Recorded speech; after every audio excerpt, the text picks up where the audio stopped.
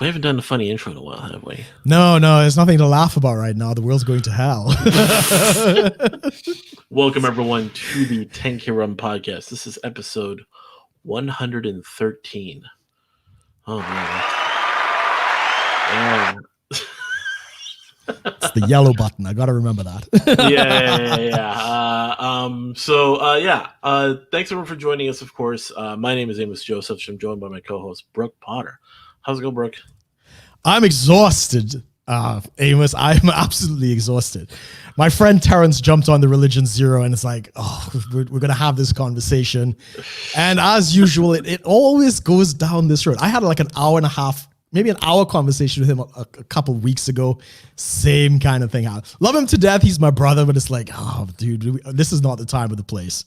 But yes, I'm excited for today's show. We are coming out of lockdown out here in Wales. Tomorrow is the last day of the fire break in Wales. The UK is still in lockdown, but hopefully the restrictions out here should be eased up. I'm hoping I could get back to the gym. I'm hoping that, hopefully I could go and meet some nice, some ladies out here. And I'm just hoping that, things turn around and, we keep things interesting. Oh, you disappeared. Are you doing that on purpose? Yeah. Yeah, I'm doing it. How is the snow-filled land up to the north? There is no snow. No snow? Wow. Did you have snow the other day? No. So just a quick recap on my week. So for the listeners, of course, I went down to Dallas, Texas to attend the Butch Jorgensen presidential campaign's election night party, where we had drinks, had some hors d'oeuvres, heard some speeches. Some people went down on the dance floor. Did you get down on the dance floor? You didn't bust a move, Amos? No, and there was a lot of... Shake what your daddy gave you? Yeah, I should have done the Trump dance. Have you seen that? Oh, the jerking off two dicks at the same time dance? Yes, I have seen that. So, went there, got to, meet a lot of people that I've worked with in the campaign. And of course, got to make some connections. There's obviously going to be like a lot of connections and stuff that's going to be made going into, now the coming, now there's going to, what's the preparation now? It's going to be, of course, going to the midterm elections, and then of course the next 2024. There's a lot of stuff that's going to be, as soon as everyone kind of is like, as soon as we're done with this election, yeah. There'll be more to start talking about the other ones. And of course, I got this bottle of Backbone bourbon. Nice. 119 proof. Very nice. Shit will last you forever. Or it'll keep you living forever, or preserve you, as the case might be. Yeah. It's 119 proof is almost 60%. I took it now I'm a lightweight, but I'm also a big guy. So there's these weird, but then I was also tired because I just got home last night. And I had some food, and it was just like, competing factors there. So I took a swig of that after I was done and stuff. And I was just like I was relaxing. So, I'm on this like long road trip, and I'm all relaxed. So I'm like tired plus that. And I was just like, I'm going to sleep. So I slept like 12 hours. Good. And So real quick, by the way, let's see here. Before we get into any of that, actually, we'll just quickly touch on our sponsor. Now, obviously, there's different ways you can support the show, and there's 3 different ways you can do it. You can subscribe to us on all of our platforms, as well as on YouTube. Share all the videos. There's the YouTube side of it, which we encourage everyone to subscribe to the channel, like the video, leave a comment, share with someone else who might enjoy it, and of course, check out the previous episodes. But the 2 other ways is you can get Tactical Salt. Use the coupon code 10KRUM. That gives you 10% off on all of your purchases, as well as a kickback that goes to us. And then go to subscribestar.com/shitlord-preachers, where you can support the show on a monthly basis, anywhere from $1 a month to $25 a month. And with that, you get different perks like our Raw Take series, which, of course, I'll be giving you more of a raw takes on kind of my trip to Dallas and such. And then, of course, $25 a month, as our good friend Mundo has. You get a shout out from us on every show we do. But yeah, so we will get back to the show. I was there in the campaign party for. I left Sunday, so I did the show, did everything. Then I left that night, got there Monday, and then stayed until Friday, and I got back Saturday night. So Nice. I did my my overnight driving, which yeah. All things considered, you did well. Yeah. It is very peaceful out there on the road at 3 a.m. No deer. You didn't hit any deer. You didn't. I maybe run over a deer's head at one point. Right, but it was already dead, so it doesn't matter. It's fine. Yeah. No, I pulled over because it hit pretty hard, and I run over it, and then I checked. It was basically just under, like, in the wheel well, was just blood and guts. So was there still a head or just blood and guts? Just blood and guts. Okay. Oh yeah, great. It's so came up from so I went from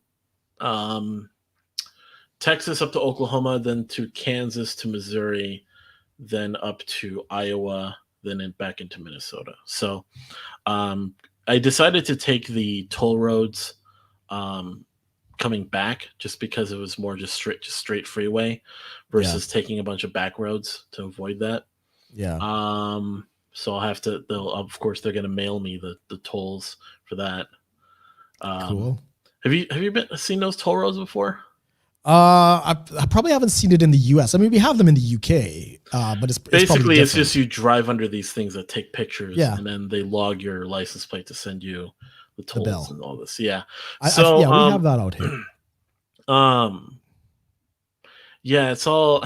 I don't quite understand how it all works, because it's like, here I am, the libertarian that like the solution to roads is toll roads, but it seems so inefficient the way they do it.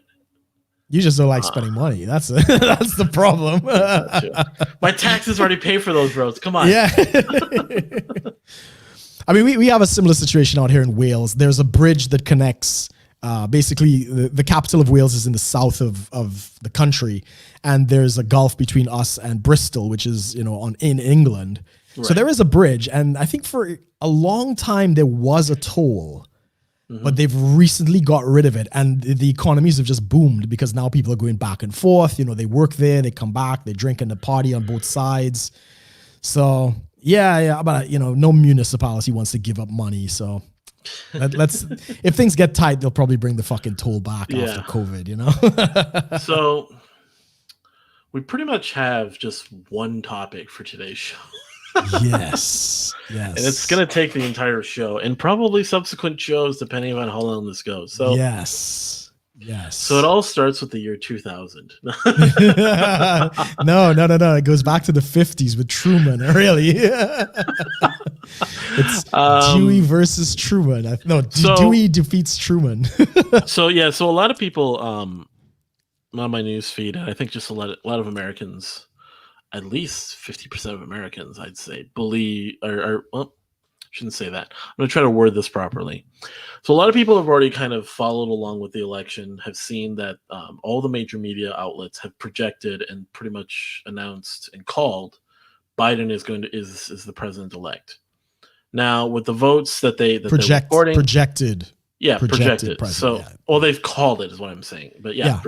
So when you're looking at the votes, the way they've, from the precincts and everything, from the counts and all this stuff, now you can make that call with that. Now, hold on.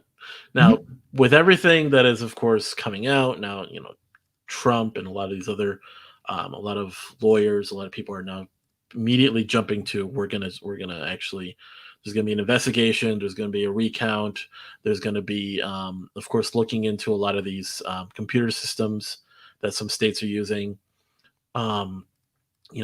ballots and all this stuff. I saw so our good friends over at Sarcasm and Liberty, they posted a meme. It was so if anyone who's watched Rick and Morty remembers Pickle Rick. And he goes, I'm a pickle Morty, I'm Pickle Rick. So then someone put Rick Sanchez's face over a bunch of boxes of ballots. He goes, look at me, Bordy. I'm 100,000 votes that came out of nowhere. I'm voter fraud, Rick. I thought it was really funny. So there's talk of ballots that are showing up. There's talk of voter ballot tampering. There's glitches in systems. There's extra ballots being found. There's also individual states how they rule what is counted and what isn't counted. So like for Minnesota, they just before election day pretty much ruled that they were not going to accept ballots received after a certain time on election day. So ballots postmarked on election day won't get counted. And I was kind of like, well, that's all right. I mean, just there's a lot of states going through these rulings because we have essentially a record amount of absentee ballots. With COVID and the pandemic and stuff, a lot of people have been using absentee ballots. Substantially more people. And because of that, there's a lot. And I immediately was like, regardless if there's going to be fraud or not, there's going to be recounts and investigations. It's just, and you and I were talking beforehand, Brooke. It's because of the way the numbers are out, the way they are. We're having record numbers of votes, and not just in general, but in different areas. There's ridiculously high number of votes. I'm not going to say it's fraud, but it seems to show signs of possible fraud, and it's very, very high chances. So, to me, for me as a libertarian, looking at the government process and how this election is going, we have all the way till January to wait for this to figure itself out. No, you don't. You have until December 14th when the Electoral College votes. Oh, okay, yeah, okay. Right, so yes, I should be. yes. But the thing is, yeah, you got 76 days, I think. Yeah, got a lot of time, and it's not like this hasn't been done before. Back in 2000, Al Gore was the projected winner, and the media was already going to print that. There's articles you can find saying Al Gore is president, but they had a 36-day process of recounts and looking into voter fraud. And then of course there was the whole Florida thing, and then of course then we eventually found out then Bush won. So from the Supreme Court.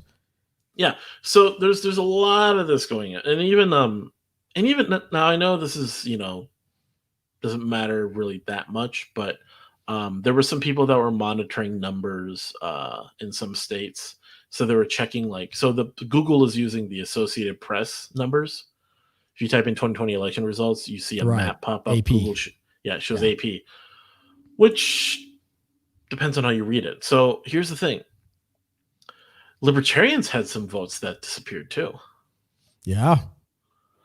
I think it was one of the states. I forgot exactly what, but people were observing Probably this, Kentucky. Yeah, it was like one moment it was had 80,000 votes. The next moment it was like 40,000 votes. There is a video of the Kentucky Senate race, or either Senate or Congress, one of those, and the guy actually captured it on CNN. Right. If I'll see if I can find it. I'll put it in the chat if anybody wants to see it. Now, I'm not the one where there's people that are marking the ballot. No. This is a video of. I'll describe it for the listeners. It's a live shot of CNN. And of course, CNN is getting the live feed of votes coming in. So there's a live feed tally. But at the bottom, they've got a ticker that their studio enters the information and it updates the tallies. Right. So there's an update that comes in on the screen. And so you have what you have is the update, and there's a split, maybe 2-3 seconds, where the bottom of the ticker has not updated. It's showing the previous update information. And the Democrat candidate got 560 votes, but the Republican lost 560 votes. Now, I'm not saying that's fraud. Maybe they counted the ballots wrong. I'll be upfront. Maybe they put it down for the Republican and it really meant to be for the Democrat. But that kind of thing is very, very suspicious. I'll say what I saw, which is really funny too. And this is where I'll kind of look into media bias. Some people are kind of, immediately the media is completely wrong. Biden didn't win. All this. I'm thinking, well, yeah, yes and no. It depends on how you look at it. Because here's what I saw too. So when I was at the party, I watched, they had CNN, MSNBC, and Fox all on 3 different TVs. So I'm watching the 3 of them. They all had different numbers. Yeah.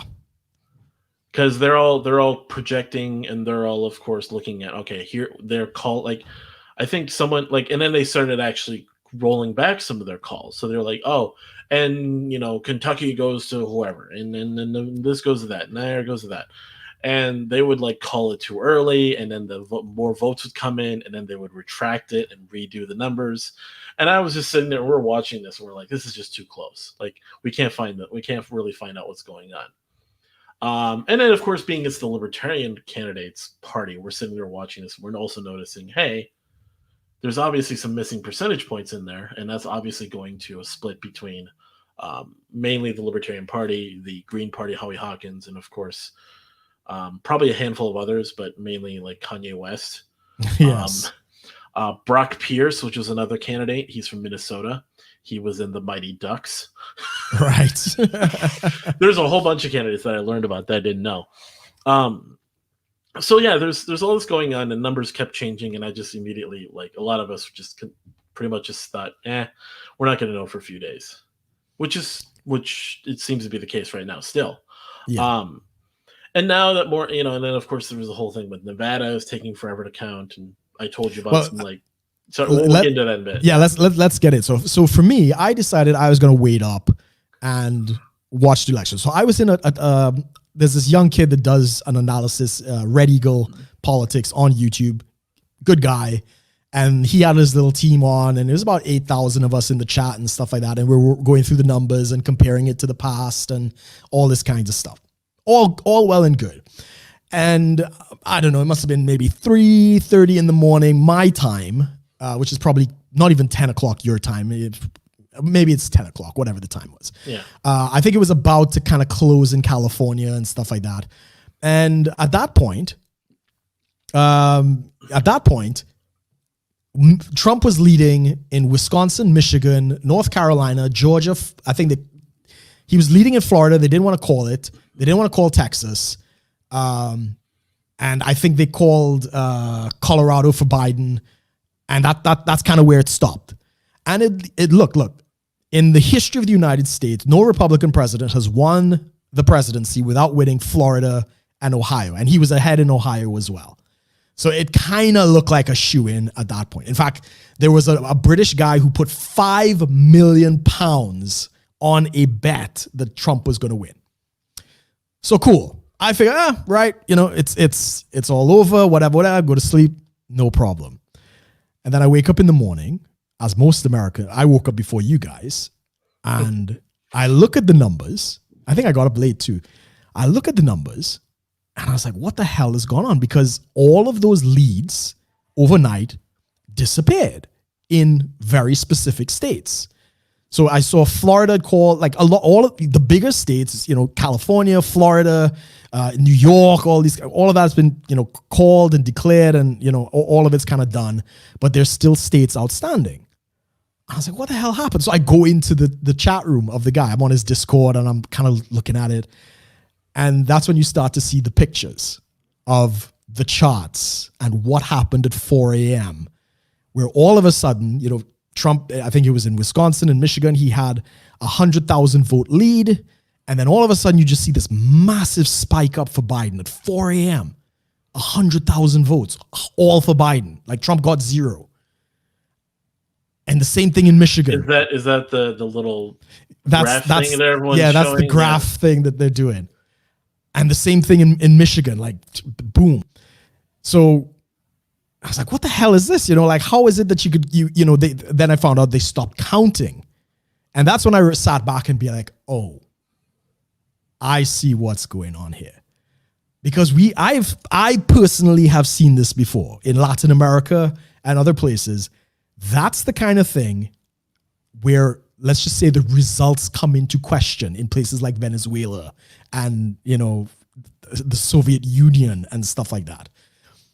And that's when I started to feel like, what the hell is this? Now, they said they corrected the spike. So the first spike in Wisconsin, they said it was a clerical error, that somebody put a 0 into the wrong place. I think it was like 165 votes. There was no 0 in that number.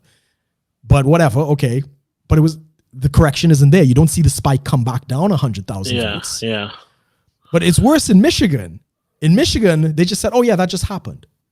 That's normal. That's completely normal. That 100,000 votes at 4 a.m. show up at Biden. They're all for Biden. That's normal."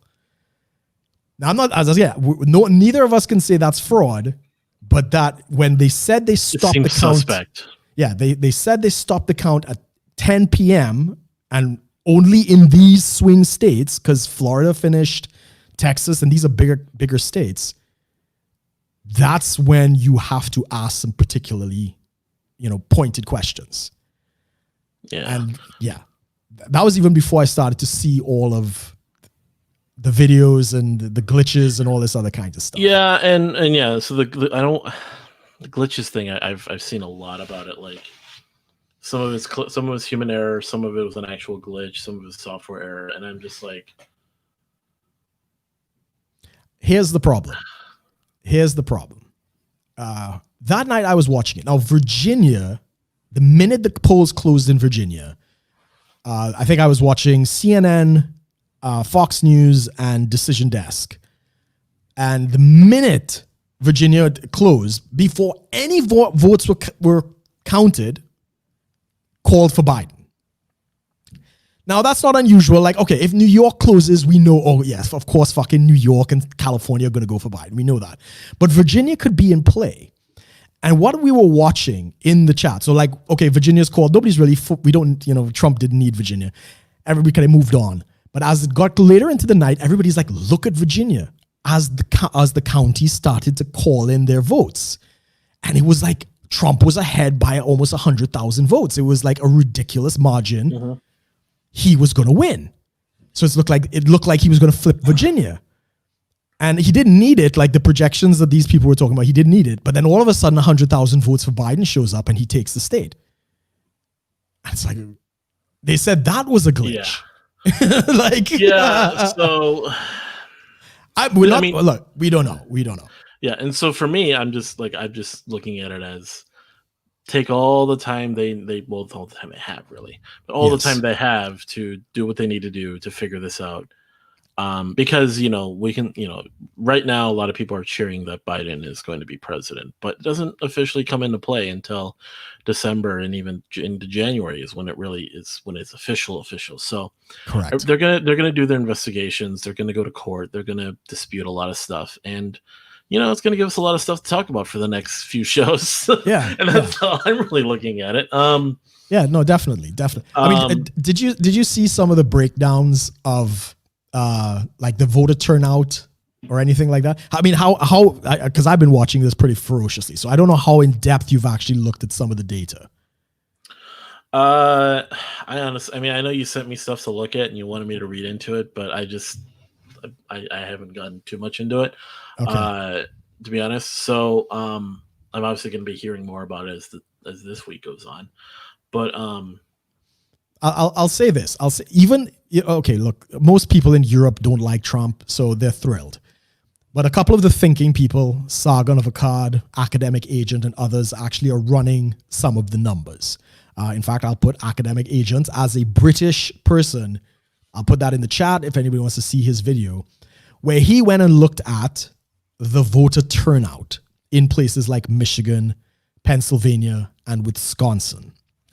And do you want to guess what the turnout was for places like, let's start with Minnesota. Do you know what the turnout was for Minnesota? The voter turnout? No. 89.2%. Wow. Do you know what the voter turnout was for Wisconsin? I'm guessing like 90%. 87.9. In countries that have voting as a law, right? Australia, where it is against the law not to, you have to vote in Australia. That's where you see 90% turnouts. Do you know places that you don't see 90% turnouts? The highest turnout I've ever read on record for Minnesota was not Minnesota, sorry, for the US was like 75%. Yes. Now, there's been jokes and stuff that I've seen on Facebook. People like, because Facebook constantly reminds you to vote. Yeah. Someone posted a meme about voting, and it's like, click here to get information on a vote. And absentee ballots are really easy to get. Yes, of I mean, course. not I could in probably any print a illegal few way. off now. No. Get in terms of there is a So for me, I'll tell everyone kind of what happened with me. So I go to the website. I go to the official, I think it's there's an election website for it's a .us or it's a .gov. I go there, I enter in all of my info. They redirect me to my local to the Minnesota website, and then I enter in my driver's license number, my address, my social security number, my name, and all this stuff. They say, all right, we'll have we'll verify all this. They run it through the system, they verify it, and then they say we'll have a ballot out to you within 2 weeks or something. Yes. Ballot comes in, I get it, I showed everyone the ballot, but then they send me this instruction thing. This doesn't have any, so they give me this. I fill out all the stuff. I follow the instructions. I put it into 3 different envelopes. I drop it off the mailbox, and then I'm done. I have to do all the bubbles and stuff. So for me, I'm thinking realistically, it's just in terms of you being user friendly and accessible, you would expect probably a larger turnout because everyone is so just inundated with the idea of vote, and most people are just home all the time that they'll vote. Here's the issue. Here's the issue with that, right? It didn't happen anywhere else. Arizona, 75%. Miami, 66%. Nevada, 70%. Ohio, 70%. So we had the highest voter turnout? You had the highest in the swing states. It came up to close to 90% of the voter turnout. It is not reflected anywhere else in the country. In fact, as I was saying before, I've been really going down the rabbit hole. I'm not saying I have all the answers. This is entertaining as fuck for me, right? In New York, which is liberal heartland, Trump outperformed Obama and Clinton, right? He gained, I think, almost 40% of the vote in New York, which is near impossible. In fact, he outperformed in every county and state except in the swing states. In every division, he got more votes than he did last time. He got more votes than the Obama landslide of 2008. He's got more votes than any re-elected president in the history of the United States. And still, I'm not saying it's fraud. I'm just saying that's very, very suspicious. And then you're telling me that Biden got more votes than any president in the history of presidencies, even Obama. I'm not American, but I'm like this. I cannot swallow this pill. So, you want to hear something else crazy? What? So, I mean, of course, the weaponized autism of the internet is all over this shit, right? As you can imagine, 4chan is scouring every news feed, all of the available databases. They're going through everything. Now, the U.S. State Department is very familiar with voter issues around the world and stuff like that. And they have a method of testing for voter fraud. Did you know this? I didn't know this. It's called Benford's Law. And don't ask me what it is. I can't explain this shit. Whatever. But basically, it's numbers tend to follow a certain sequence, and there's a proportional perspective on when the number will come in a sequence. And, anything kind of outside that range is basically an anomaly, right? That's along the lines. So it looks like a curve, right? It's a chart. They plot the numbers, and it's a curve. So a non voter interference should have a nice curve to the voting system. Do you want to guess whose voting record does not conform with Bedford's Law? Swing states? the swing states. Yeah. So I will also put that link in the description if people want to follow up on it. Interesting. So yeah, definitely. It is interesting. This, like I said, that's why the name of today's episode is the 2020 election continues. Yeah, it is. It is. Yeah, we're not saying it's fraud. We're just saying it's very, very suspicious. I mean, I could probably say it's fraud because I'm in I'm in the UK. And guess what? Libertarians are getting blamed for this now. And I think that's very unfair. I get it. People are really invested in politics, and I made this comment on Religion Zero as well. Like, don't make politics, like this is not your identity. Don't be the SJWs. Don't make politics like everything, and Biden is your savior or Trump is your savior. I don't think that's healthy. But I think you lost the right. The Libertarian Party lost the right after the infamous tweet, and y'all were pulling a lot more from the left. And what's going on? But the thing is even a lot of more right leaning libertarians still voted for Joe because she. Sure. I mean, you'll pick up some, of course. Yeah, but yeah, it's funny how. There's a lot of people that are posting like the state results, and they would show like Trump and Biden would be like 30,000 or 50,000 or 100,000 votes difference, and those are the states where Joe Jorgensen would have 100,000 votes, and they point that out and like, oh, look at this, she's stealing the votes, and I just kind of laugh. I'm like, not because like haha, we ruined your election, but more so pointing out the fact like, hey, even if we didn't have Joe Jorgensen, even if there wasn't a Libertarian Party, just look at all your libertarians, like how they would all like kind of segment off. Actually, I thought about even more. A lot of them probably just wouldn't even vote. Most probably wouldn't. Yeah, I would estimate between like 60 and 70% of libertarians wouldn't vote. Who would vote for Jorgensen wouldn't vote. And then, so among that like 30 to 40% that would still vote, they would be split between the two. And that's practically within the margin of error. Or some of them would just, as a lull, just vote for Kanye. Like it's just right. Even Kanye picked up his few votes and stuff like that. I don't think it's fair that they're demonizing the third party candidates. And it's because they did the same thing in 2016. Right. Yeah. And that's I don't think that if it was a Ross Perot, like Ross Perot truly was a spoiler candidate, but because I think he got like almost 10% of the vote, and that's when you start to that's the spoiler effect, which isn't necessarily a bad thing though. It shows people it can be and this is why let's say the reason why it can be a bad thing is because more people who don't approve of the candidate that more people don't want gets elected. So Ross Perot ran as an independent closest to the Republicans.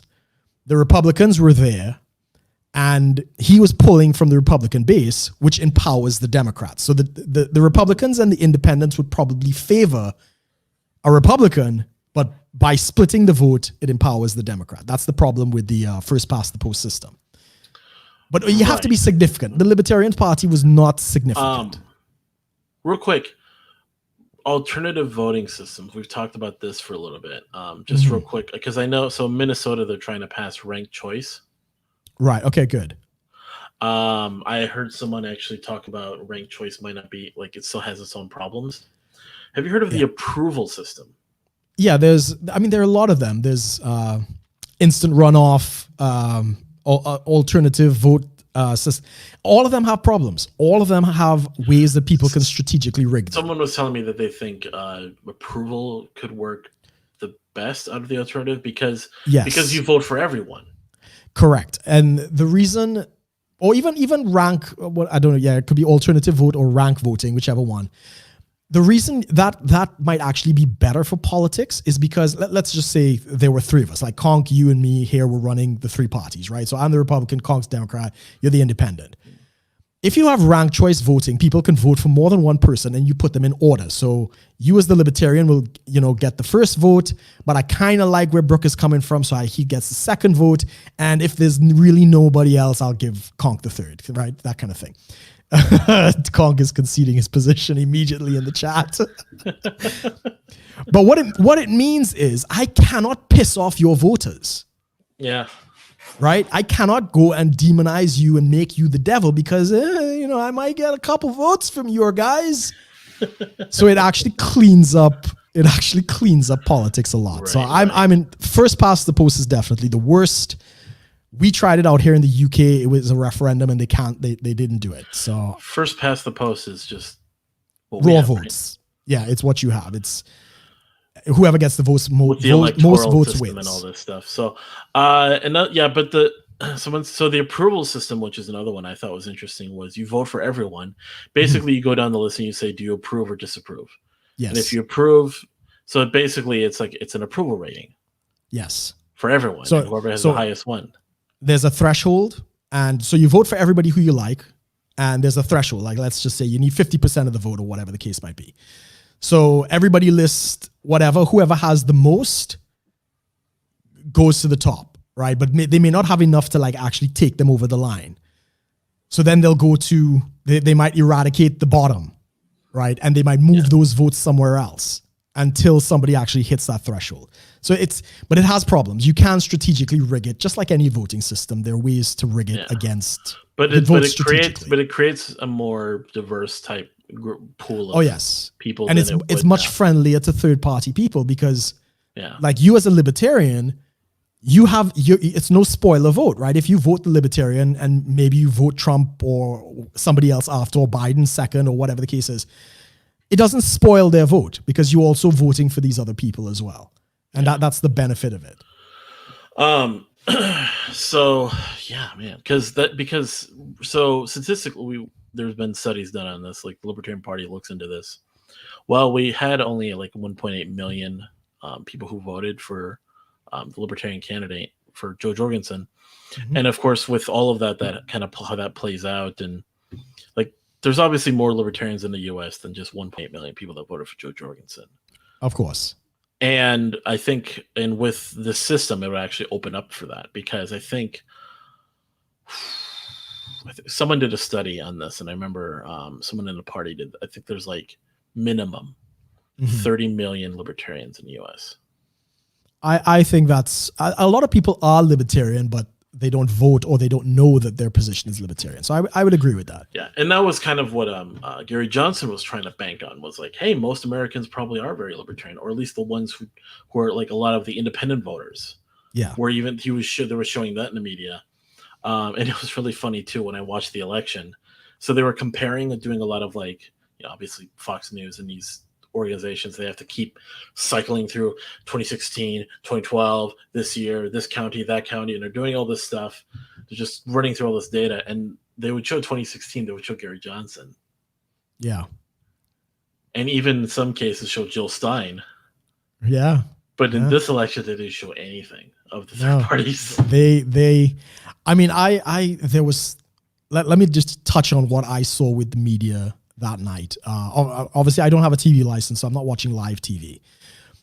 But I saw what happened when Fox News called, Arizona for Biden.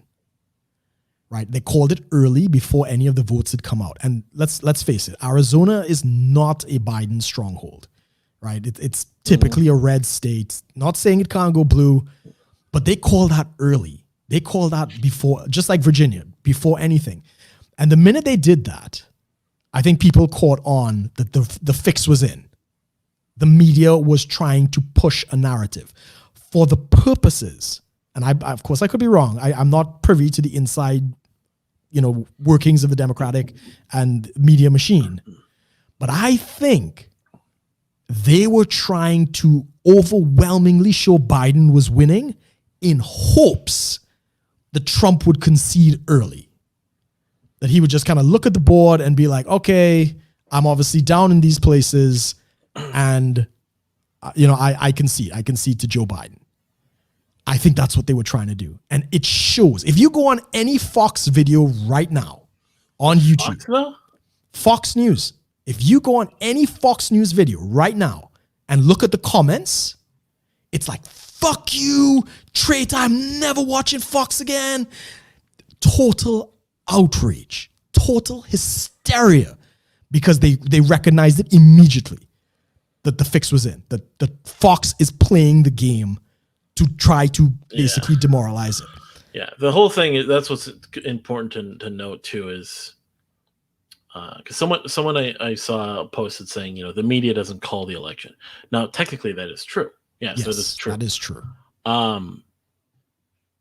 Because they were trying, but it was used as an argument against now Biden being declared, being projected, being called to be the winner.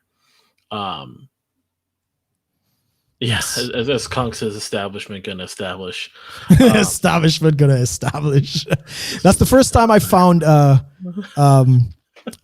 Newsmax. Like, everybody was screaming, go to. In fact, our friend Bobby Leon from the Religion Zero, he's been very active in Michigan, I must say. I've seen him in practically every news clip, every video, every press conference. But he was the one in the car on the way to the voting house, said, turn off Fox News, go to Newsmax. To now, Newsmax has still not called the election. They did not call as is. They say it's too early, there's too much going on.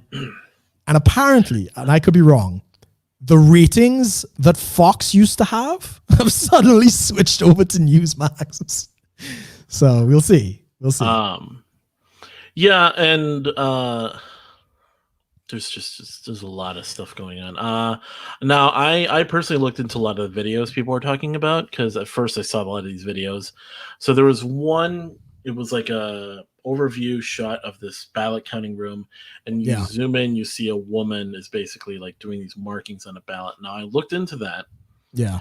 And it had that, there was to see, like, okay, this is what's being shown, but what are the things happening? So I looked into that, and I found the article. So that one was a Delaware polling station, I think. Yes. And they said, actually, what they found out was that is a method that was used in previous elections. What it is it has to deal with the ballot counting machine dealing with damaged ballots.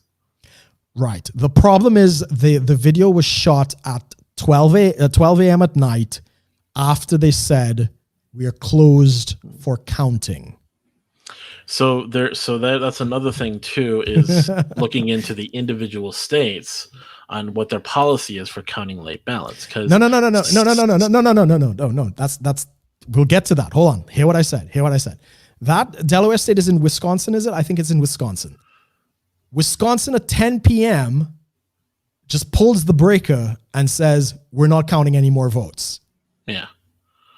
And then somebody drives by the counting house, right? And they go inside and they get video. This is on Steven Crowder's website, of people in the building counting, plus a bunch of people going in there with coolers, bags, and all these different types of things at like 12 o'clock at night, when they said we stopped counting. That's the difference. Okay. Huh. Now, I'm not saying that's what it is. I'm just saying that's how it looks. Because a lot of these, there's a handful of like popular videos going around, or footage, and there's a lot of people also debunking, like, oh, we've already interviewed for this. They said this is going on here, or that's going on there, or this is a method they use. It's being misunderstood. The context needed. Oh yeah, and here's the problem though, Amos. The media is going to spin this as fucking hard as they can. Oh, for sure. No, and this is why I'm kind of like, where I'm kind of taking the position of I'm seeing all this, and I'm seeing so all this stuff. So the right is throwing all these videos in, and I think it rightly, like, it's expected, because the right was expecting this election was going to be the way it is. Yes, with the overwhelming amount of absentee ballots, and with all these pandemic procedures, with COVID, with people voting in person. All the systems are trying to employ to basically make it safe and accessible for more people. There's a lot of stuff that's going on, and then the left is going to come in and be like, no, it's just fine. Everything's going to go smoothly. Nothing to see here. Kind of like that. So it's like you have these conflicting attitudes, and then so all these videos are coming out, and then all this debunking is coming out too. And I'm just like, here's what I'm looking at. It's just kind of like what you're saying that Newsmax site is kind of doing. It's like, we don't know yet. Yeah. Yeah. I'd rather take the position they're going to recount, they're going to re-examine everything. If anything, it makes for a better election in 2024. I hope so. I hope they go in and they root out all of these. Now, there is a conspiracy theory about was it the Department of Homeland Security is doing a sting operation. I don't know about that. I'll touch on that. But here's the thing. In fact, Conk, this is to the point that you just made, that they've been spinning this even before the first accusation. You're absolutely right. I listened to a guy this morning talking about the pollsters. The people who go out and they poll and this, that, and the other, and whatever, right? The pollster industry has now become an agent of vote suppression. And they say that, we saw it out here with Brexit, right? So the polls are showing Brexit can't happen. And, the guy who might actually want Brexit to happen, he's like, it's not going to happen. And this, why do I go out and whatever? People who might want to give money to the cause, they're like, we're going to lose the money. So the polling industry, why they got it so phenomenally wrong, it's not an error. It's by design. Because if Trump has no way of winning, people aren't going to go and vote or give money and all these other things. People like to back a winner. These polls weren't like off by a couple percent, right? After they supposedly fixed the polls from 2016. These polls were catastrophically wrong. Yeah. I not even within the margin of error. We're talking like 10 and 15% off, to the point now where we'll get to the shenanigans in the House in a minute, but the only way they could all be doing it, all of them be doing it, I know it sounds crazy, this is my Alex Jones moment, is this is now the business they're in. They're in the business of voter suppression, and they'll swing the polls to whoever will pay them to make the other side look bad. Bohemian Grove. No, I'm just kidding. Yeah, Bohemian Grove. Let me just blurt out Gay some frogs. Jones, gay frog. Yeah, otherwise it's criminal. If they're that wrong, and this is the other thing, Amos. Maybe you could explain this, right? Joe Biden, more votes than the most voted for president, more than Obama, all that good stuff, right? Great. You're telling me that these people who voted for Biden did not vote down ballot for every other Democratic candidate, because right now, 11 seats, the Democrats have lost 11 seats in the House. They've lost governorships, they've lost Supreme Court justices, and most of the law enforcement. The Senate is still in play. But, not by very much. They lost, I think, they may have gained one seat so far. I think they're going to be 2 runoffs. Do you know the difference? I have it here. In Pennsylvania, right? And anybody who doesn't know who's not in America, as you showed in there's the down ballot. So you got the presidential candidate, but you also can vote for, like you had, I think, the police commissioner, all these down ballot things. There is a statistical margin of error, because not everybody's going to vote down ballot. A guy who likes Kanye is just going to go there and circle Kanye, and he's not going to vote down ballot. So there's a certain amount of people who are not going to follow suit. So let me see where I have it here. Do you know how many non-down vote ballots, the difference between Trump's votes and the Republican candidates in the same state? I think it might be Wisconsin. Take a guess to how many vote difference between what Trump got versus his Republican candidate. I don't know. Yeah, obviously not. It's about 7,000 votes, right? Out of 1.3 million, there's a shortfall of about 7,000. Do you want to guess how many in that same district the difference between Biden's votes and his Democratic competitors? 100,000? No, close. 90,000 votes. That's 90,000 people who only filled in. Let me explain it for people. All they did was they filled in Biden. They didn't vote down for the Democrats or any other governor or anything else. All they did was circle Biden. So he got, I mean, those are ridiculous numbers. I mean, you're also considering the never Trump attitude too. Sure. I completely concede that, but that statistical difference is unheard of. That is, it's never happened. Let's just say it's never happened before.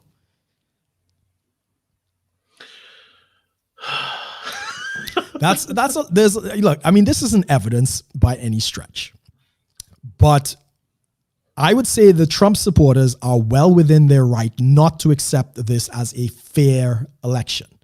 And you raised the point that I thought was fascinating when I was thinking about it. Biden has not declared victory. I don't know if you saw his speech. He didn't declare victory. He didn't say, I won this election, right? He didn't even say, I've won this as a fair election, which is what most winners do. He didn't say he won. Do you know the media doesn't say he won either, right? The American media. Nancy Pelosi does not say he won either. They say he's projected as the winner. And they have to say that. Otherwise, they break. If he doesn't, because they know that this could flip. They're not banking like, this is solid, it's done, no need to count, none of that. I mean, and this is the thing is, like, I keep going back to my position is they're going to investigate, they're going to do all this stuff. And if Biden still wins, Biden is so be it. So be it. Like, I mean, granted, don't get rich during this time, or do and flee the country. Go to Monaco. Yeah, watch that Capital flight if his tax plans really come through. Finish your point. Go ahead. And so I'll throw this one in. This is kind of funny. There's a meme I saw. So we have all seen the electoral map, the U.S., and they'll show all the states with the colors. And then so someone took that and they took all the red states and turned them yellow. Right. And then they said, see, the Republicans actually interfered with Libertarians' chance of winning. It's their fault. Anyways, just no, fair enough. Fair enough. I completely agree. But you see, like, so the whole world is on this trip. Again, the media really know what they're doing. No American press is saying that he won. They're all saying he's projected.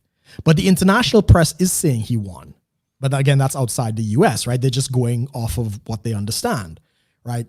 So they're letting the international press do all the work. And it's interesting, like as you win, you get all these calls coming in, from Britain and France. Oh, congratulations, and stuff like that. Do you know that there are 4 countries that abstained and basically said we're going to hold off? We're not going to congratulate them. Brazil, Poland, Slovenia, and Armenia. You want to know why? Why? Because they've seen this before. Oh, man. By the way, Bitcoin is on the rise. Yeah, no, I hope you bought in, man. If I had known this, I would have bought in. Yeah, it was at like 10,000 a month ago. Now it's at 15,000. Yeah, good on him, man. Anybody who got in here, more power to you. It is very, very suspicious. And what is, okay, I don't know if you saw the whole stuff with the poll watchers. I don't know if you saw the videos of them boarding up in Pennsylvania, like, so that they could not see what was going on inside of the polling facility. My understanding is ballot counters. Yes. Like when they're counting, first off, it's supposed to be nonpartisan, obviously. Right. There's a whole process of making sure that these people are just going to count it. That's it. Just count. That's it. They have a Republican and a Democrat there to oversee. You know what I'm saying? It's like there's a process in place to make sure that this is going to just be counted straight with no interference. Both sides are making sure this is done right.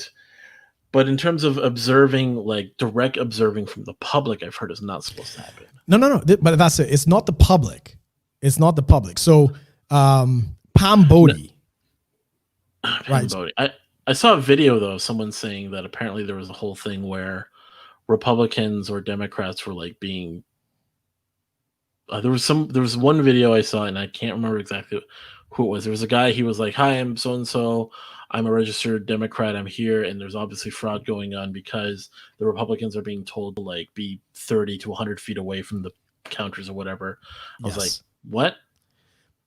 So let me get into it. Now, there's a lot of stories only in the swing states. One example of this is when you come into the building, you have to sign in. When you leave the building, you don't have to sign out. Now, this is just one story. So what would end up happening is the Republican watchers would come in, they sign in, and then they would leave. They'd go to another polling station, as the case might be. So they're there, they're observing and stuff like that. So one, they enforced this ridiculous rule where they had to stand, like you say, 100 feet back. And there's video of them with the binoculars trying to see what's going on. Mm-hmm. That is suspicious in itself. But what would happen is that while they're there doing that, if they leave and another pollster tried to come in, they'll be like, we're at capacity. We already have your guys in here. And they'll show them the list. But those people had left, and they'd meet them outside and be like, wait a minute, who's in there, viewing the count? In fact, it was so bad, which is why I brought up Pam Bondi, right? She's a Floridian politician.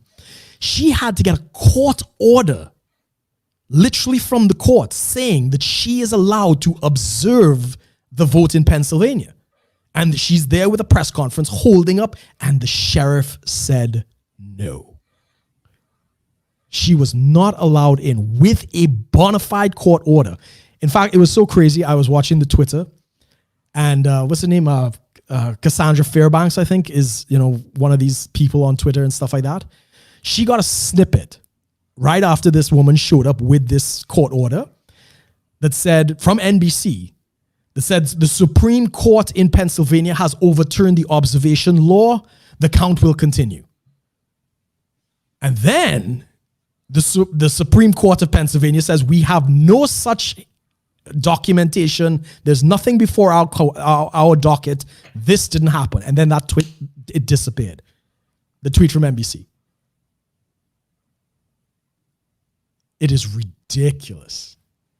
And that is what was happening. So when you talk about the crowds and the protesters, when they saw what was going on, people started to come down to the counting house and said, stop the vote, because there's nobody there to observe. And this is not just in Pennsylvania. It happened in Wisconsin, in Michigan. It's going on right now in North Carolina, in Georgia, right? That is why there is a legitimate legal argument that the rule, by state law, these people have the right to observe. The first video I saw of that is a man showed up with a poll card. I represent Donald Trump, this, that, and the other, try to get into somewhere in Philadelphia. And they basically said, we cannot let you in here. And they have it on video. And he's like, you're not going to let me in here. He's like, no. And then BuzzFeed says, well, he's only assigned to a certain thing. And then some other lawyer is like, no, that's not the case at all. And BuzzFeed had to retract it. It looks crazy. And when the people showed up, that's when they boarded up the windows. They were using pizza boxes. They were using all sorts of things that nobody could see what's going on. And they would not let the observers in. That's weird. Yeah. Can't imagine why.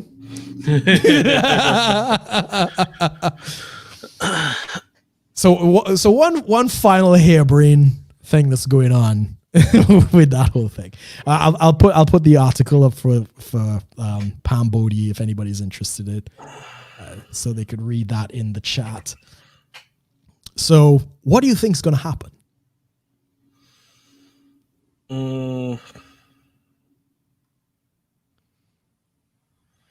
What do I think is going to happen? Like the result? It doesn't have to be the result. What do you think is going to happen going forward? So there's going to be a lot of investigations. There's going to be, people are going to investigate. A lot of courts are going to be involved. There's going to be a recount, obviously. Before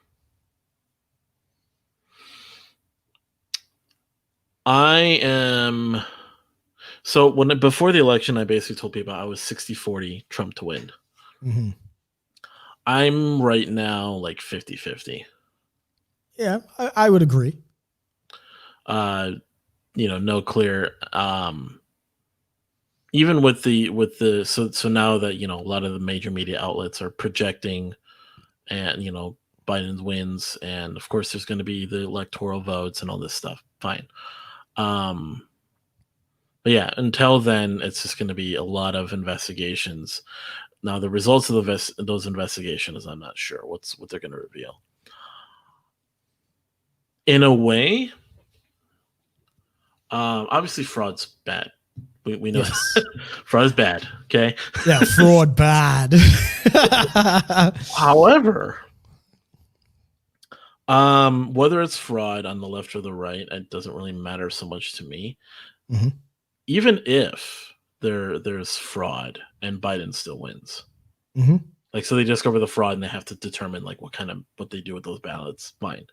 But in a way, I kind of want some fraud to be revealed. Oh, this is the craziness I wanted to get into. Yeah, so I want this to come out not because of this election per se, but more so for future elections. Correct. Because Trump or Biden, I'm kind of, like I said, I've pretty much been clear. I'm been somewhat indifferent to whatever. You just make different plans for each one. But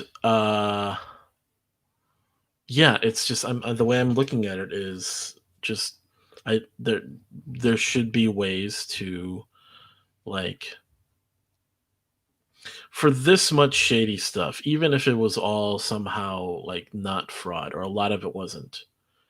I think there needs to be some that needs to be revealed to then make better elections to come. Yes. Like, to say the U.S. government, when it comes to its many aspects, is when it comes to elections, to how it exerts power, how it runs our lives and such, to say none of it is corrupt, or certain parts of it have no corruption or whatever, it's just patently untrue. So I think in an election, of all things, I would like something to come of it so that they can be better at it in the future. Like, I've talked to you about we've talked about different voting systems. We've talked about using electronic voting versus paper ballot voting. I mean, there's just a lot of stuff regarding the election that we could get into, but that's separate stuff. But I'd like something to come of it, regardless of the outcome that they do determine. At least I would like the country to learn of how elections can be done better. I agree. I completely agree with you. And I sent a message to you, our friend Conk, and a couple of the friends I have in the US, where I was very concerned with what I was seeing because of exactly what you said. If the vote means nothing, if the elites can just rig the system and your vote means nothing, that is what brings countries to civil war. Because this is the whole thing. This can go back to even just candidates, and not just this election, but previous elections. Everyone wanted to kind of paint Trump as a whatever kind of guy. Everyone wanted to paint Hillary as this kind of person. And then you find old pictures of them hanging out. Yeah, they're all friends. They all know each other. They went to school with each other, kind of thing. You see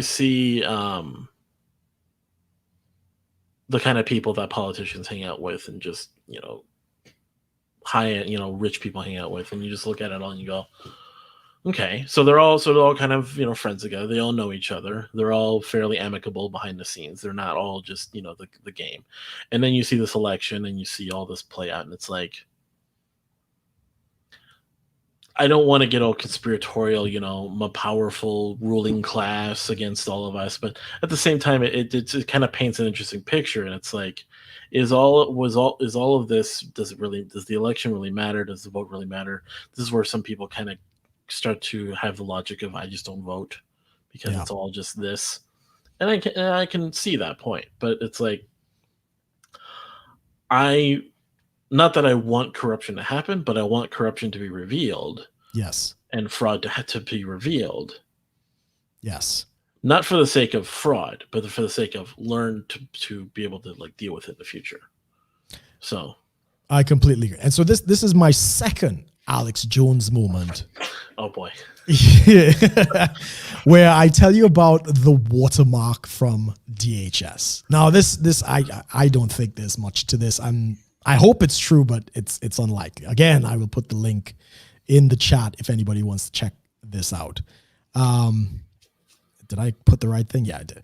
Okay. So there's this video of this CIA former operative or something like that shows up on InfoWars. And he basically says, this entire fiasco is not taking anybody by surprise.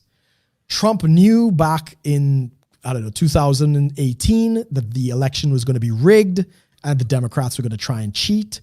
And a lot of people in the intelligence community came forward and basically said, we do not want the Bidens. We know how corrupt they are, this, that, and the other. We know they're going to try and steal the election, everything else and stuff like that. And apparently, between the CIA and the Department of Homeland Security, they have implemented a radio tracking signal in all of the legitimate ballots. Like all of the ballots have been printed by the Department of Homeland Security. And through their consulting companies and so forth, they've sent the ballots to the relevant state. Now, I'm not saying this is true. I'm just saying it's fascinating as fuck. And they say it's all radio tagged with a small watermark, and they can tell the real ballots from the fake ballots. And every system that's out there, they know exactly where it is, where the ballots are, who's got them, what's being tracked, what happened to the ballots, if they were burned or not. They got like an authentic tally, in theory. Again, I'm not saying, I don't know if this is true. This is just super fucking cool. If it's true, this is fantastic. And they say it's all a big sting operation. Trump is just buying time so that the very top, like this will go as far as it has to go. Trump is just pulling back, letting this thing ride as far as it can before he slams the hammer and busts this thing wide open. I love it. I don't know if it's true. I just think it's fucking that's the coolest thing I've ever heard. Right. But yeah, on a more serious note, this is what I foresee happening. So a lot of people don't know what happened with Pennsylvania. Trump was up in Pennsylvania by 800,000 votes. That's miraculously Biden overtook. That's a big ask. So anyway, before the election, they instituted the ballot.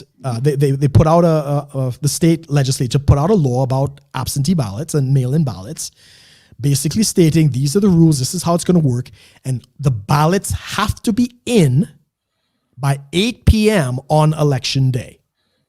Right? Any ballots that show up after that are a null and void. They're not to be counted. That was challenged, and it went to the Pennsylvania Supreme Court. And the Pennsylvania Supreme Court basically said that this provision has to be altered because of the situation with COVID, and they changed it to once it was postmarked before the day of election, it should be counted. Now, the Republican Party in Pennsylvania, looking at this, petitioned the Supreme Court of the United States on 2 points.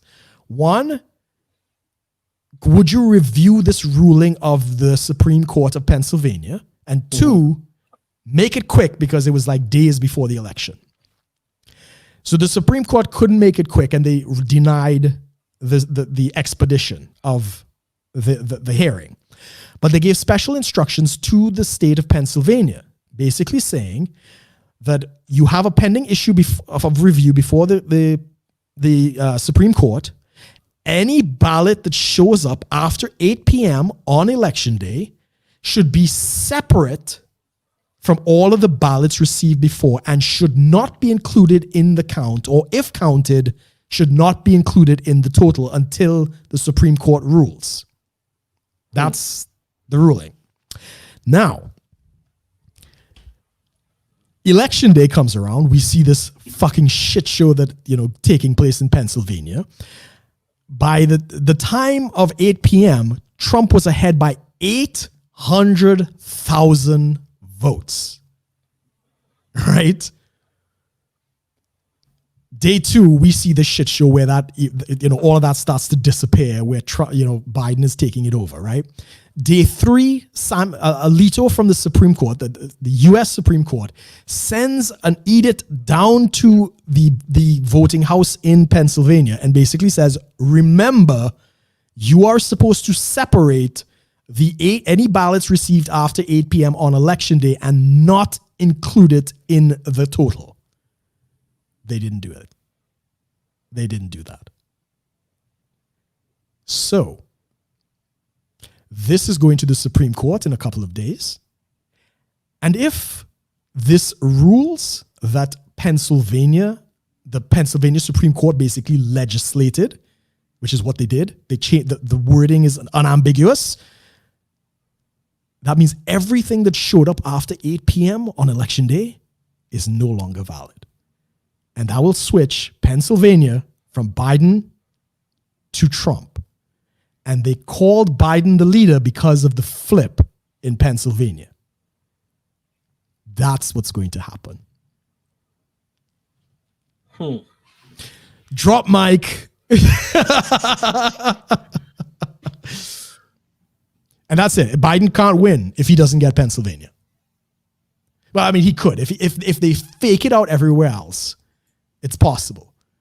But I suspect if Arizona is going to go to Trump. Pennsylvania will flip. He needs North Carolina. Right. And I think he's there. I think he's over the line.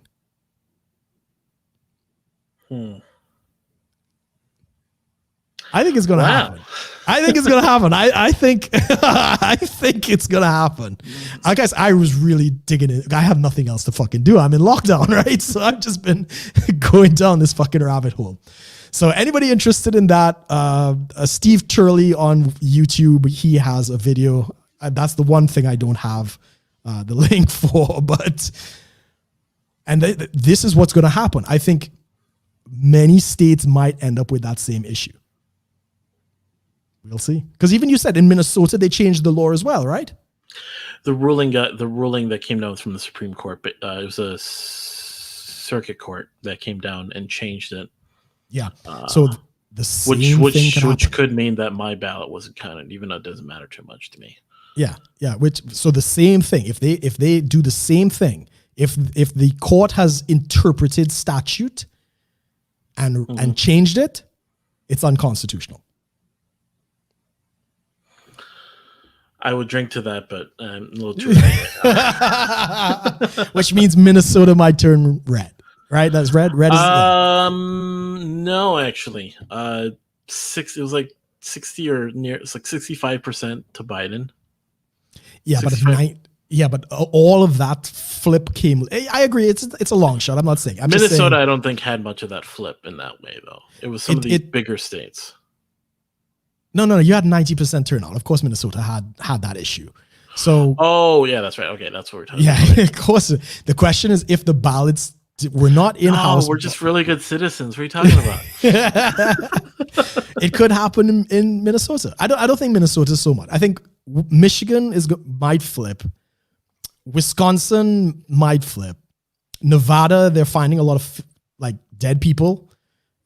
All the fucking Civil War people are on the fucking rosters. Did you see that? You could actually go and look up this person. Somebody did a whole video on this 180-year-old guy, or at least 100 years. I don't know exactly.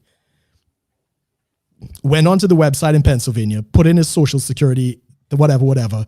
He received his ballot. It was collected and counted. And the guy's been dead since 1986. Jeez. And they have it on video, and everybody around the world is doing it because it's the funniest thing. So right now, as we speak, 4chan and all of these weaponized autistic people are going through every voter list right now to try and find the Civil War army that's voted for Biden.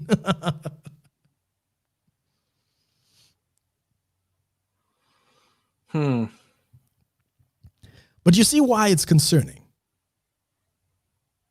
Because otherwise, none of it matters.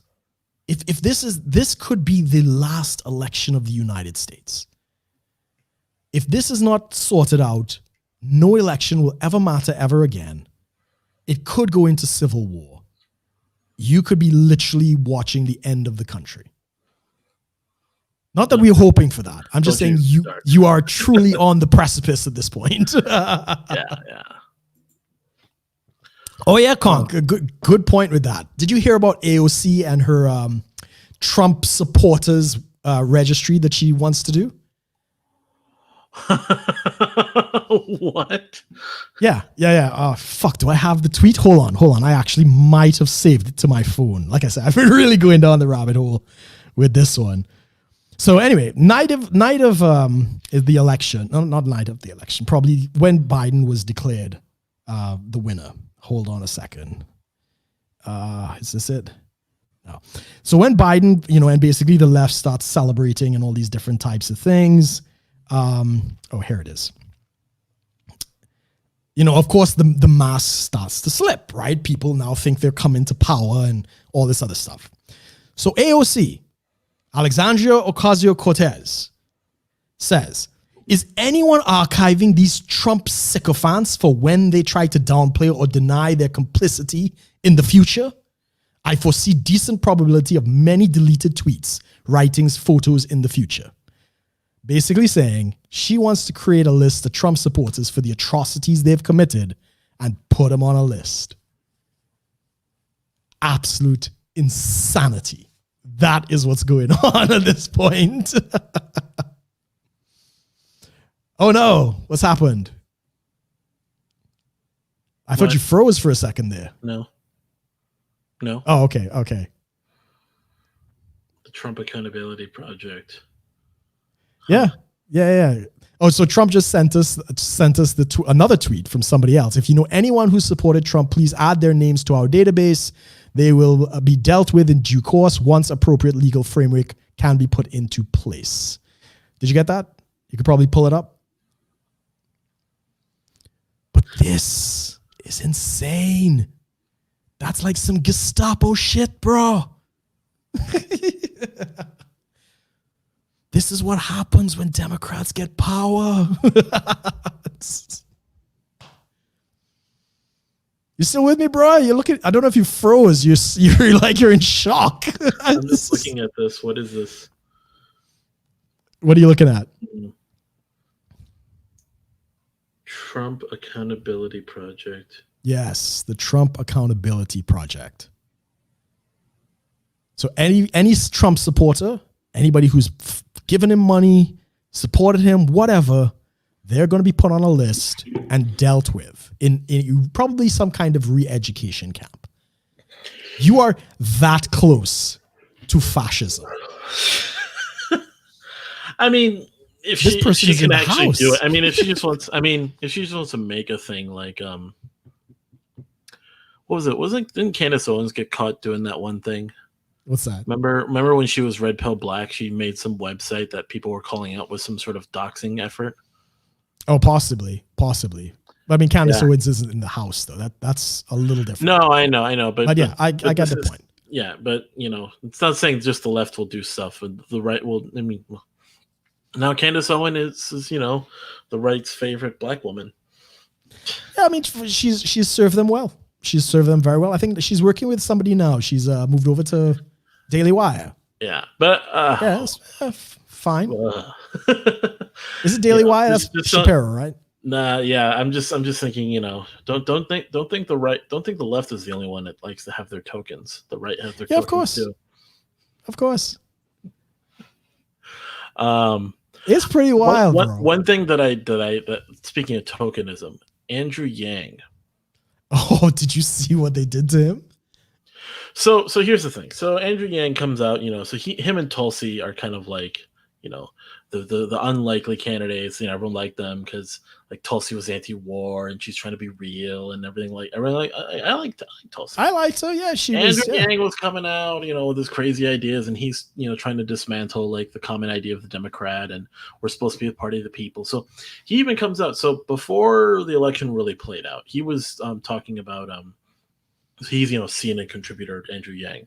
He's on there and he's like, yeah, we got to understand like why like why why Biden could lose is we have to understand is like he goes, when I was out there on the road campaigning, I tell people like, hey, I'm running for president. And is that who you're running with? He says, I'm running as a Democrat. People kind of wince. He says, because this is like, right now the Democrats are kind of like the coastal elite, this sort of idea, corporate Democrats, essentially kind of what they're called. And he says, and it's like, we have to understand, like, we shouldn't be identified as that. We're supposed to be the party of the people. And like, this is kind of the unfortunate fact about the Democratic Party and why they're failing and to identify and really get the people's confidence. And so he says this whole thing.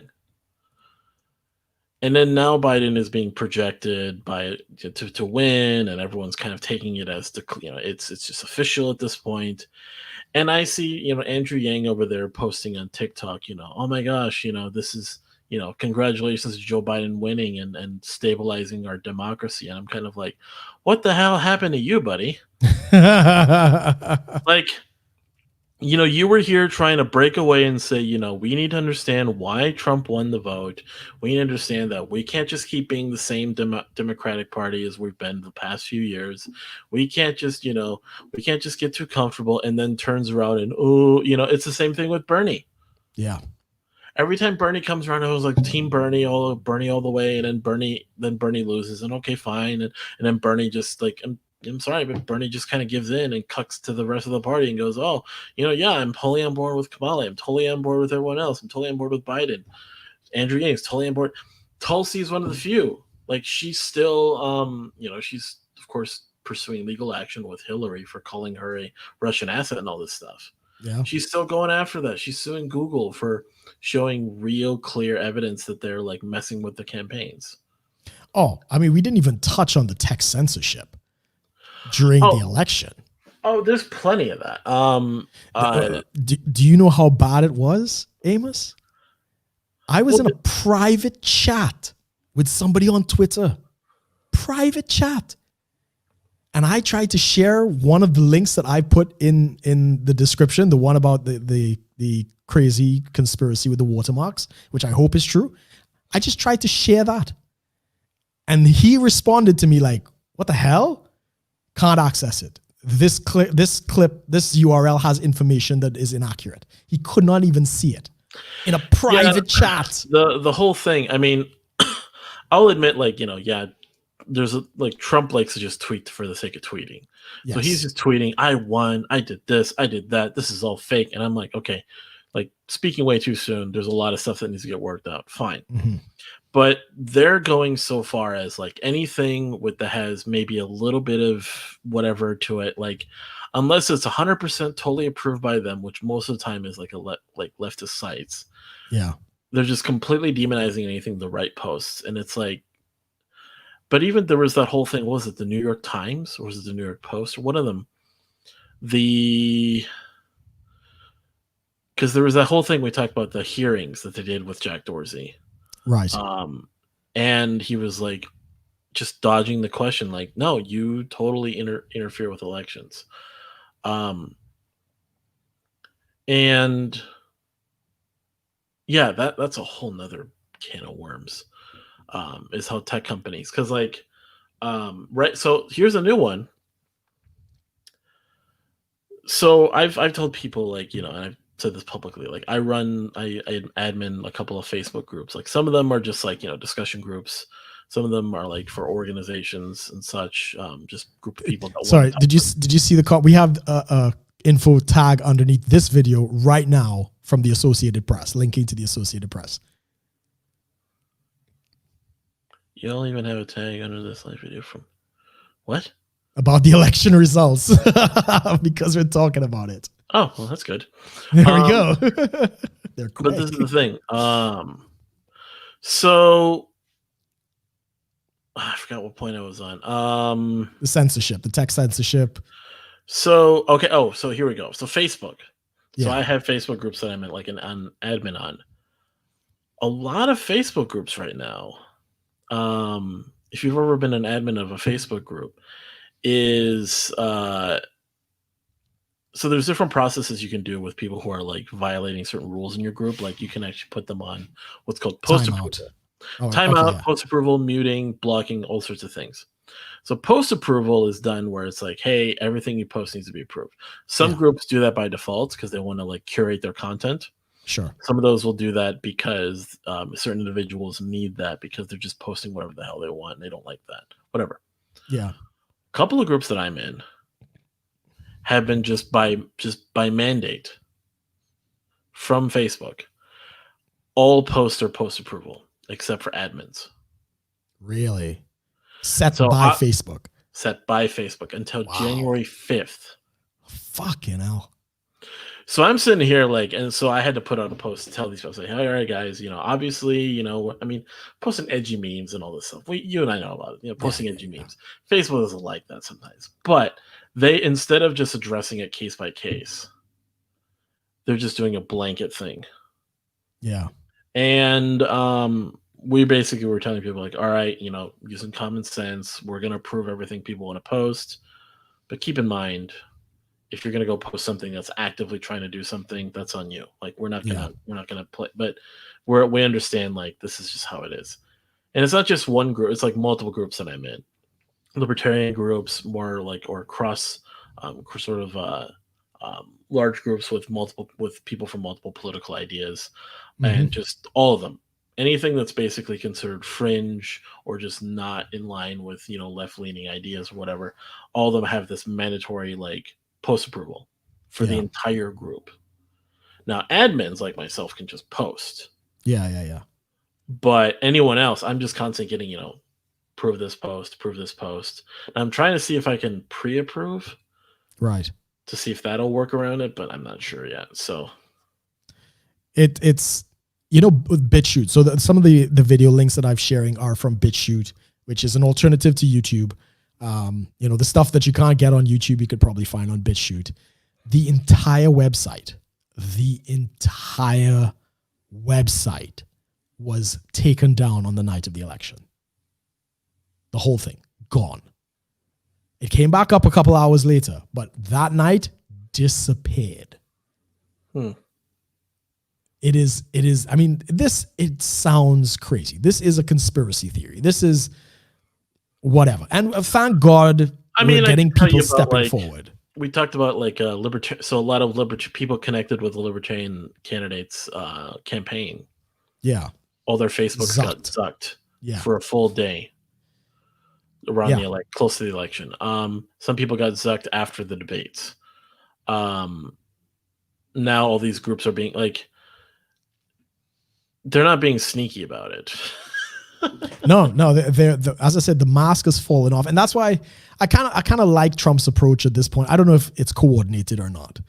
He's golfing, right? I don't know if he's still golfing today, but he was golfing yesterday. He might be good golfing today. He's just laying back. Now, I hope he's doing that out of confidence in the process. He's not panicking. Doesn't seem to be freaking out. I still have faith in a lot of processes that our government. I hope so. Yeah, and because I agree. That's why I'm kind of like, hey, you can say what you want about these investigations and court things. Some people think it's a waste of time. I'm thinking, you know what? I'm going to trust in the process to see what it reveals. And if it goes one way or the other, fine. And if people go with it, that's fine. Like if they go through the entire investigation, they go through all the courts and they find out like either Trump still wins or Biden wins or whatever, fine. Yeah. But if they go through all this and somehow they find out like there's, like kind of like they unravel an even larger tapestry of nonsense, then we have to have that conversation. But no, I agree. In the meantime, waiting and just letting the process play out and see where it takes us. Yeah, I agree with that. It is very concerning because the ramifications, if you don't fight for this, if Americans do not fight for this and like really demand transparency, it's over. It's over. The American experiment is done because democracy has fallen. And it doesn't just affect Americans. As we were saying, Taiwan is very invested in this position. Hong Kong is very invested in this position. This is something I brought up with some people among libertarians, and it's I'm still going to be a libertarian. I want to work with libertarian candidates, but I need an answer what are they doing about Taiwan? Yeah. What are they doing against China?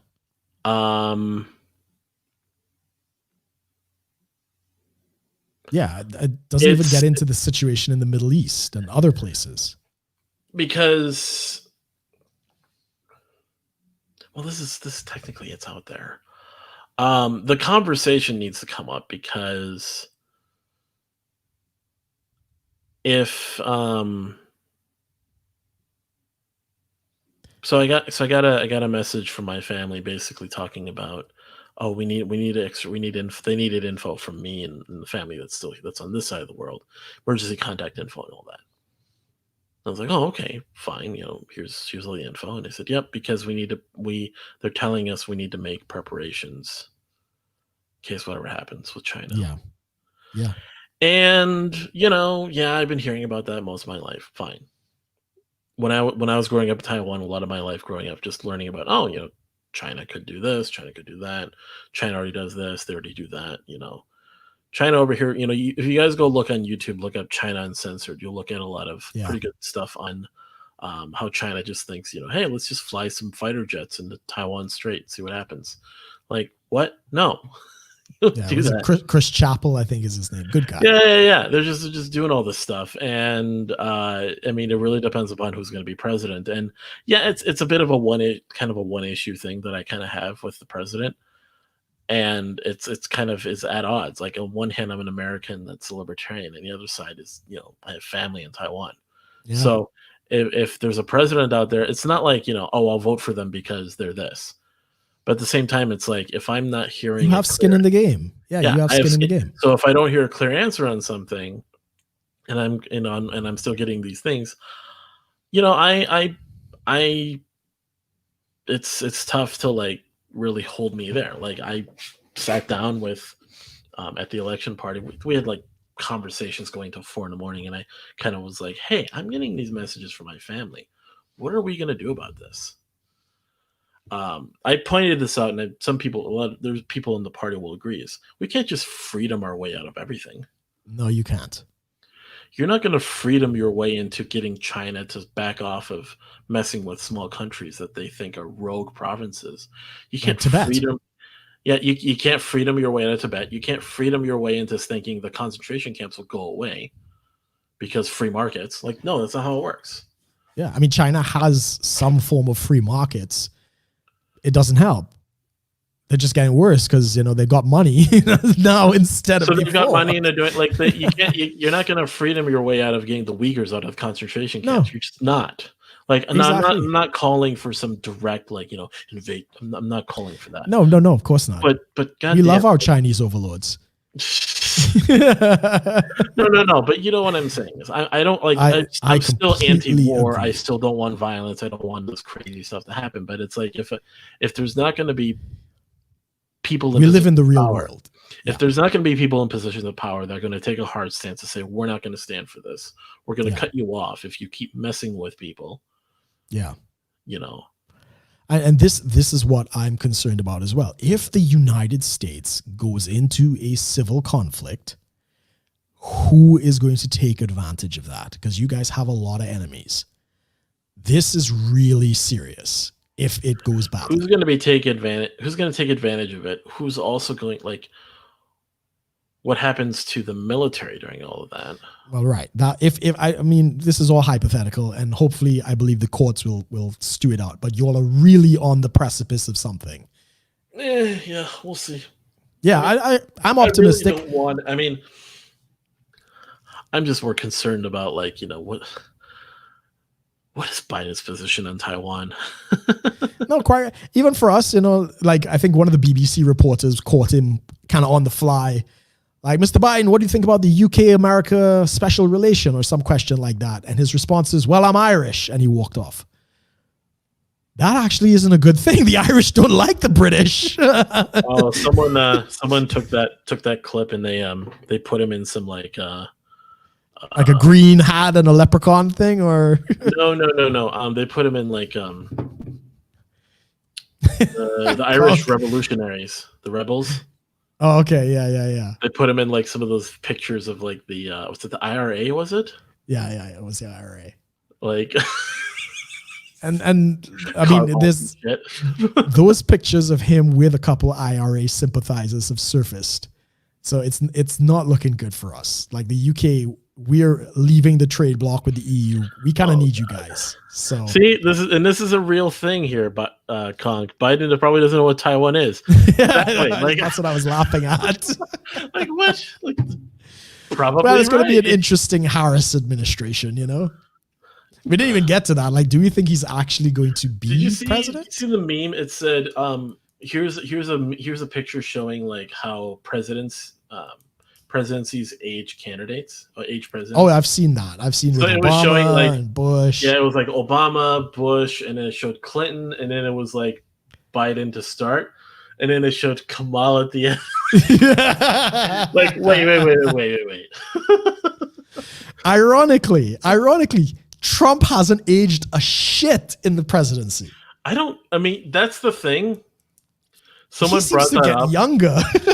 Well, that's what I found out was some people on the right who like him were like, yeah, this is probably an interesting thing, is because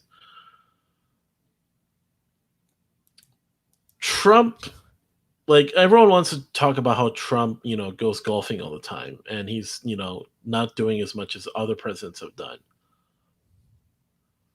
If that's true, and it seems to be true from the way he's aging and how he's kind of maintained the same type of look all throughout his first term. Yeah. It's probably a good thing he's not doing as much. Just from a libertarian stance of like presidents getting really involved with their position. If he's not doing as much as like, just constantly working in terms of that, like, I mean, he's getting a lot. This is what a lot of people don't. He's got a lot done. Even with the recent peace deals that have come. But there's a lot going on. But no, I get your point in terms of his work that's aging him. That's it. It's somehow all in he's his not aging like any other candidates. He isn't. He really, like, I saw it. Even Barack Obama, and they say like black don't crack. Like, the genetics, they look young forever and whatever, right? You could see the gray that came on Obama's head. I mean, are they just injecting him with so much adrenochrome? I don't know. And he eats McDonald's. He drinks Cokes. I think Diet Cokes or what. Like, he's not exactly he's not vegan or carnivore. The dude eats well done steaks. Like, that's. I know. Anyway, but it's working for him. It's working for him. I have to admit. And obviously he's got a very young wife. So yeah. So we're gonna wrap it up here. There's a lot we're gonna get into, of course, of the coming shows. Do check out our previous shows. Check out the tacticalsoap.com. Use the 10K Rum coupon code for 10% off. Check out subscribestar.com/shitlord-preachers. But we do ask everyone to subscribe to the channel, leave a like, leave a comment, check out our previous shows, check us out on podcasting platforms. I think, what else is there? And of course, let us know what you guys want us to talk about. Check out of course, if you do the $5 a month on Subscribestar, you get our raw takes where we're going to get into probably some of this. Hope we're not going to put too much in that. We want to keep a lot of this election talk on the show, but I'll be talking about, like, my trip down to Dallas more in detail. Don't forget to smash the like button, guys. Yes, smash it. Smash it. But we do thank everyone for joining us. Of course, we will see everyone next week. Now, anything quick you want to add, Brooke? Viva la revolution. Oh, don't you? Yes, quickly, very quickly. If it does come down to a civil war, I'm coming across there to fight for you guys. Oh, shit.